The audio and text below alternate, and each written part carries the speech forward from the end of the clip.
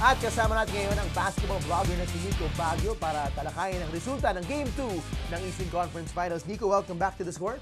It's great to be back. Alrighty, well, let's talk about these two games that the Cavs have won seemingly easy against the Toronto Raptors na alam natin, iba yung tinaak nila going to this East Finals. Of course, the Cavs, dalawang sweep, pahingado, 8-game rest. Extreme naman yung kabila para sa Raptors, dalawang 7-game series. So coming into this series, anong nakita mo na baon nila, either momentum or pagod that might have been a factor?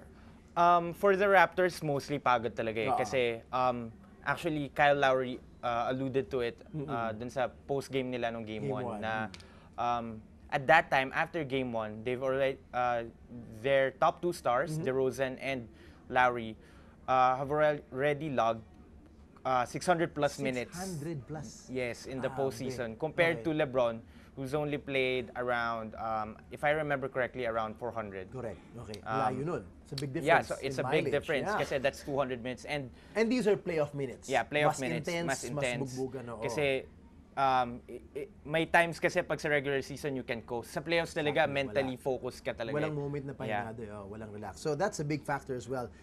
Game 2, Dwayne Casey tried to make some adjustments. One we saw obviously was Luis Scola was starting to try to put, I don't know, a veteran experience or a stretch shooter siguro. Anong nakita mo din sa adjustment niya to try to start yung out? biggest adjustment I think is, yun, once tinart niya si Luis Scola and moving Patrick Patterson to the bench. I think yung reason nun is to bring Patterson to a more comfortable role. Kasi hindi siya sanay, although he plays well with the Raptors starters before, yung effect niya kasi of playing a lot of minutes with quality guys like sina si Tristan Thompson, it has an effect on his shooting. Kasi kailangan niya makipagbanggaan kay Love and kay Thompson sa baba.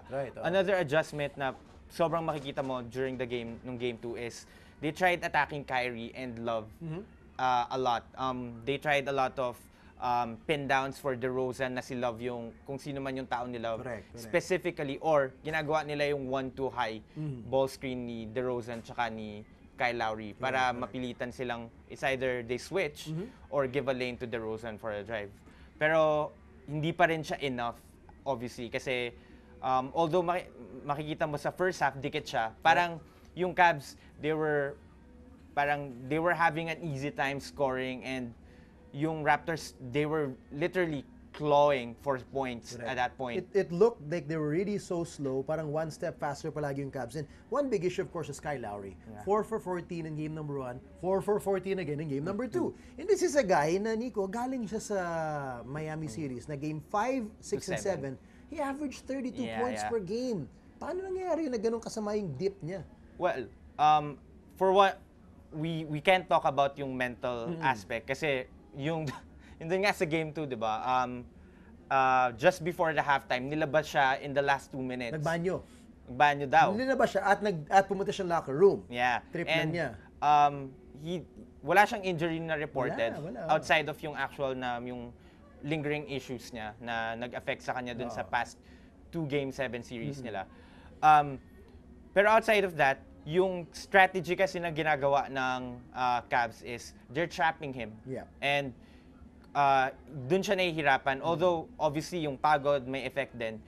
Yung fact lang na tinatrap siya, and yung problem is walang off-ball movement from the Raptors. Most of the time, they're just standing around.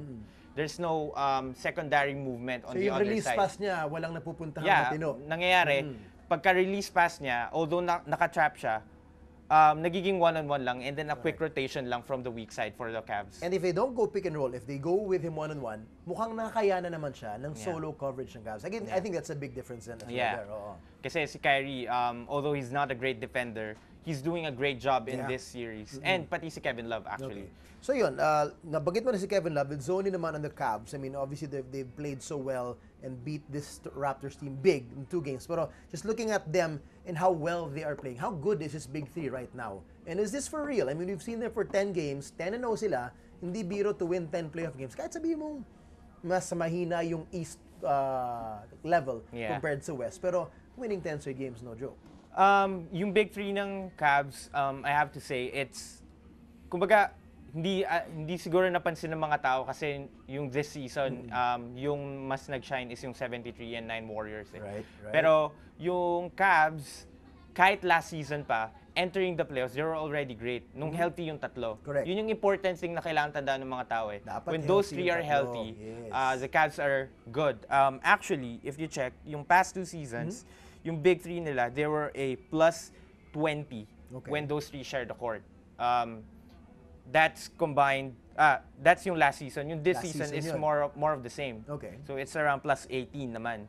So that's really big. And usually, most of the time, yung combination ng other two players, it doesn't matter at all. Pero yung inclusion pa ni Fry, which is a stretch shooter, that helped a lot dun sa pag-open up pa ng big three. Gaano kaganda ngayon ang inalaro ni isang Kevin Love? He's one guy we didn't see last year kasi first round pa lang na-injure na siya. Yeah. We kind of saw what Kyrie could do in the playoffs as well. He shined until the injury in the finals. Pero Yeah. ang Kevin Love, na sinasabi nila, mas balansado ang game niya because Ty Lue is giving him touches in the post, giving him the pick and flare pa rin. Ano yung maganda sa game ni Kevin Love ngayon? I think yung pinakamagandang pag-usapan about yung dun sa Cavs regarding kay Kevin Love is yung fact na we have to give credit to Coach Lue. Lue? Tyronn? Tyronn Lue, yep. Tyronn Lue. Mas maganda yung pag-stagger niya ng minutes eh. Compared kay David Blatt, mostly ang ginagawa niya lang kay Love, ginagawa niya lang siyang stretch 4 eh. Yeah. Rarely does he place Love in the post or in the elbow.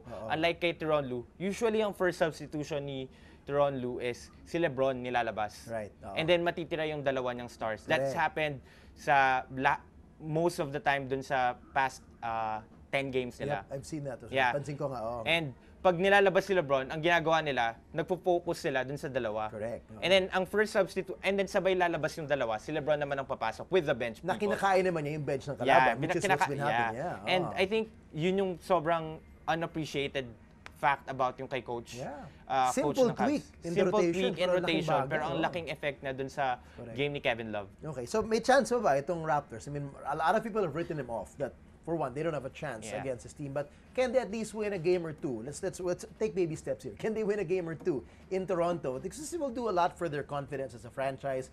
First time in the East Finals. Can they give something to their home fans to cheer about?